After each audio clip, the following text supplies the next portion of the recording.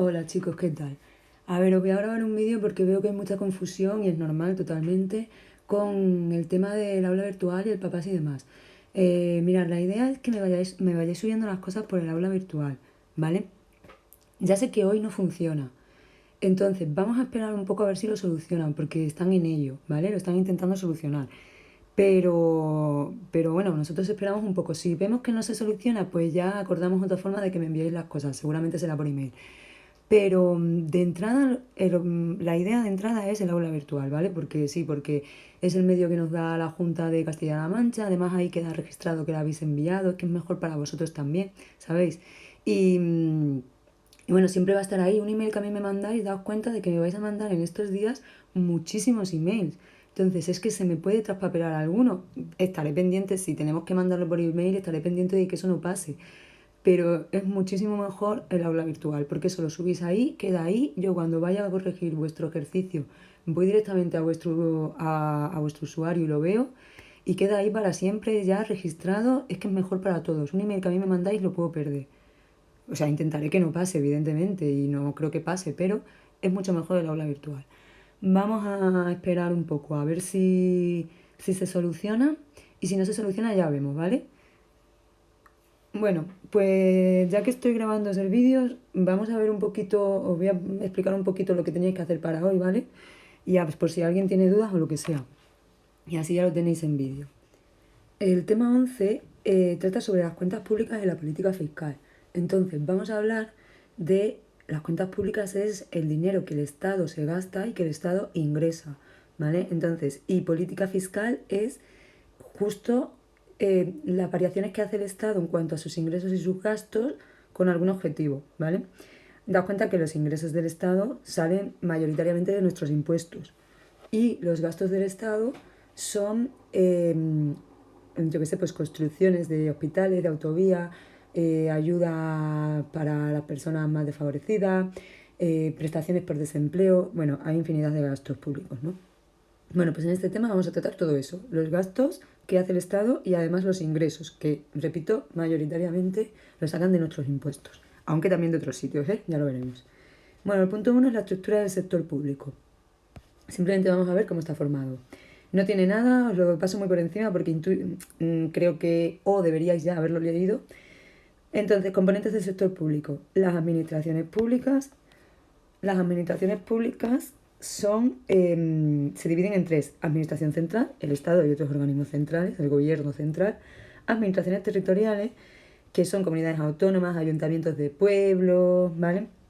Y la seguridad social. La seguridad social ya sabéis que es ese organismo que se encarga de cobrar esas cuotas a la seguridad social a los trabajadores para luego darnos sanidad, darnos una pensión, ¿vale? Poder pagarnos cuando estamos de baja y cosas así. Luego tenemos las empresas públicas. Las empresas públicas son empresas que funcionan como empresas, pero que son propiedad del Estado. El ejemplo típico, por ejemplo, por ahí transporte sería Renfe, ¿no? El ejército, evidentemente. Vale, y luego las instituciones de la Unión Europea, que aunque no son parte del Estado español, digamos, pero también nos afectan. Bueno, descentralización de la administración. En España las comunidades autónomas cada vez tienen más poder, o sea, son más independientes, digamos. Entonces, por ejemplo, la educación está cedida. Estar cedida a las comunidades autónomas significa que cada comunidad toma sus propias decisiones en educación, siempre dentro de un marco legal que dice el Estado, pero dentro de ese marco que dice el Estado, cada comunidad puede tomar sus propias decisiones en educación. También en impuestos. No se pagan los mismos impuestos en todas las comunidades. En unas comunidades son más altos, en otras son más bajos. Un ejemplo es el impuesto de donaciones y sucesiones. Esto es, cuando una persona muere y deja una herencia a sus hijos, los hijos tienen que pagar un impuesto por recibir esa herencia. Eso es una sucesión. Y luego las donaciones, que son prácticamente igual. Las donaciones son cuando se dona en vida, es decir, si un padre le da a un hijo, yo que sé, 50.000 euros para que se compre una casa, pues el hijo que está recibiendo 50.000 euros de su padre tendría que pagar un impuesto de donación. Ese impuesto en Madrid, por ejemplo, es cero, no se paga. pero en otras comunidades autónomas sí. Por lo tanto, para que veáis esa diferencia entre comunidad y comunidad. Luego, la administración central sí que controla algún tipo de cosas, como por ejemplo la defensa nacional, evidentemente, grandes infraestructuras como grandes autovías y demás, y relaciones exteriores, ¿vale? Las relaciones que tiene España con el resto del mundo. Vamos a pasar al punto 2, los presupuestos públicos. Esto, el vídeo más que nada lo hago por una cosa de este punto, porque lo otro me entiendo que con que lo leyerais era suficiente, pero bueno. Presupuestos públicos se aprueban todos los años, ¿vale? Y en ese presupuesto se indica cuál es el techo de gastos, es decir, cuánto es lo máximo que se puede gastar el gobierno y qué ingresos se prevén que se van a tener, ¿vale? Los presupuestos públicos se aprueban cada año, pero es cierto que nosotros todavía tenemos prorrogados, es decir, hemos extendido los de hace, no sé si 3 o 4 años o algo así, ¿vale? Porque no se ha sido capaz de sacar unos presupuestos públicos nuevos en los últimos años. Ya sabéis que tenemos mucha inestabilidad política y demás. Bueno, el presupuesto está equilibrado, y aquí era donde yo quería llegar, cuando los ingresos son iguales que los gastos. Es decir, si yo como gobierno ingreso 1.000 millones de euros y me gasto 1.000 millones de euros, pues me quedo como estaba, ¿no? Ni tengo que pedir prestado ni ahorro. Lo que ingreso me lo gasto. Ahora, tenemos déficit cuando los gastos son superiores a los ingresos. Es decir, si ingreso 1.000 millones de euros y me gasto el Estado, estamos hablando del Estado, 1.500 millones de euros, tengo un déficit de 500 millones de euros. ¿Vale? ¿Por qué? Porque me he gastado 500 euros más de lo que he ingresado. Ahora, por otro lado, el superávit, pues es lo contrario. Si yo ingreso 1.500 millones de euros y me gasto, por ejemplo, 1.200, vamos a poner, ¿qué me iba a pasar? Que tengo un superávit de ¿cuánto? Pues de 300 euros, perdón, de 300 millones de euros. ¿Por qué? Porque si ingreso 1.500 pero solo me gasto 1.200, pues 300 millones he ahorrado, es como que lo ahorro, ¿no? Vale, seguimos. Déficit cíclico. Es el que se da cuando la economía está en recesión. Es decir, ¿estamos pasando por un mal momento en la economía? Pues es normal que haya déficit. ¿Por qué? Porque si estamos en recesión, para empezar, hay menos gente trabajando, ¿vale? Por lo tanto, hay menos gente pagando impuestos. Y si hay menos gente pagando impuestos, el gobierno ingresa menos. Por lo tanto, disminuyen los ingresos. Ahora, si además toda esta gente que está parada, que de repente ha perdido el trabajo, va a pedir la prestación por desempleo y se van a dar más ayuda, por lo tanto aumentan los gastos del Estado, siempre del Estado. Bueno, pues si disminuyen los ingresos y aumentan los gastos, es normal que haya déficit, ¿vale? ¿Qué pasa? Pues que luego ese déficit, en una época de expansión, se recupera porque porque pasa lo contrario. Hay más gente trabajando, así que hay más gente pagando impuestos y además hay menos gastos. ¿Cuál es el problema? El problema viene cuando el déficit es estructural. Y el déficit es estructural cuando hay déficit siempre, ya sea expansión o recesión, ¿vale? ¿Qué podemos hacer cuando es un déficit estructural? Primero, una opción, subir los impuestos. Si yo subo los impuestos, ingreso más dinero y desaparece el déficit, o por lo menos disminuye. Otra opción, emitir deuda pública. Esto es, el Estado vende una serie de títulos que son letras del Tesoro, obligaciones, bonos del Estado. Bueno, la cuestión es que al vender, por ejemplo, una letra del Tesoro, hay una persona que está comprándola. Es decir, Juanito Pérez invierte 1.000 euros en letras del Tesoro. Esos 1.000 euros van a parar al Estado. ¿Qué hace el Estado? Los usa. Y luego, cuando pasa un determinado periodo de tiempo que se ha firmado con Juanito Pérez, le devuelve a Juanito los 1.000 euros más intereses. Entonces, ¿qué pasa? El Estado ha conseguido dinero y Juanito va dentro de un tiempo, se lo van a devolver y además con intereses. Para Juanito es una inversión y el Estado así consigue financiarse, consigue dinero. Y luego, otra opción sería imprimir dinero. Imprimir dinero, España no puede sin el permiso de la Unión Europea, porque ya sabéis que tenemos el euro, no podemos imprimir euros como nos dé la gana.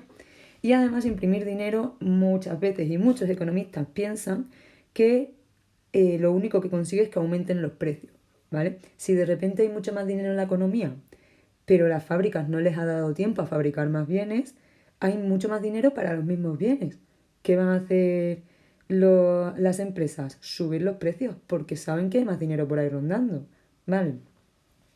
Y si suben los precios, pues nos quedamos igual que estábamos. Aunque haya más dinero, quiero decir. Aunque haya más dinero, si suben los precios nos quedamos igual, ¿no? Vale. Y luego, y esto era lo otro importante que os quería comentar, está la deuda pública.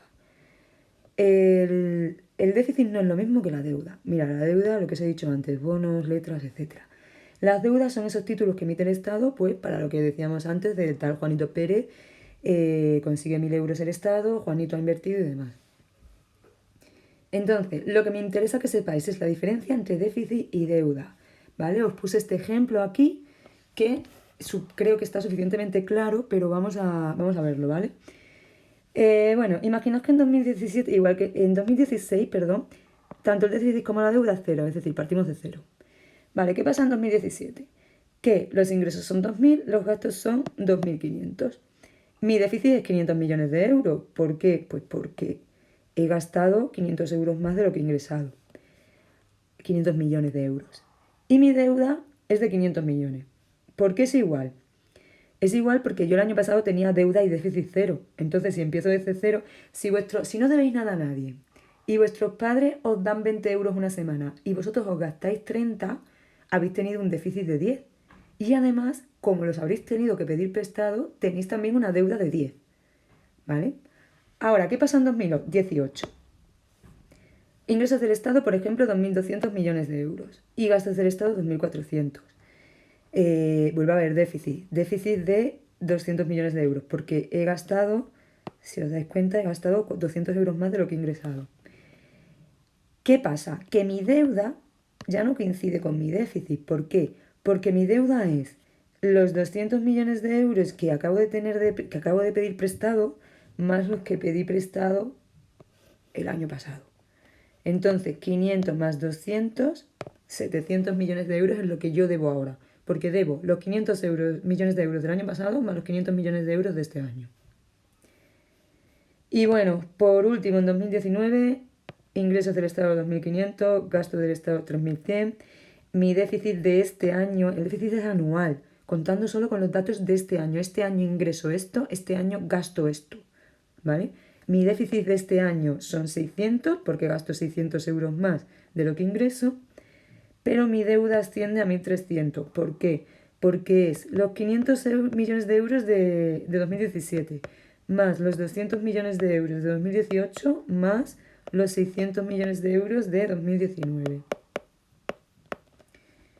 ¿Vale? No sé si queda clara la diferencia, pero esto lo tenéis que tener muy claro. Esto puede caer en el examen perfectamente como un verdadero o falso, un tipo test o algo así. Entonces, lo que teníais que hacer eran los ejercicios 3 y 5. Os los explico un poco, ¿vale? Porque creo que hay alguna duda también. El 3 dice, piensa en las actividades cotidianas de una familia y señala ejemplos de bienes y servicios públicos que utilizan estos apartados. Educativos, sanitarios, bla, bla, bla. Bueno, lo que tenéis que decir es, por ejemplo, para el apartado A, educativos, ¿qué servicios públicos utilizáis vosotros o vuestra familia o quien sea dentro de servicios educativos? Pues clarísimamente vosotros el instituto, ¿no? Las becas, ¿vale? Sanitarios, pues ¿qué servicios públicos ofrece el Estado en cuanto a sanidad?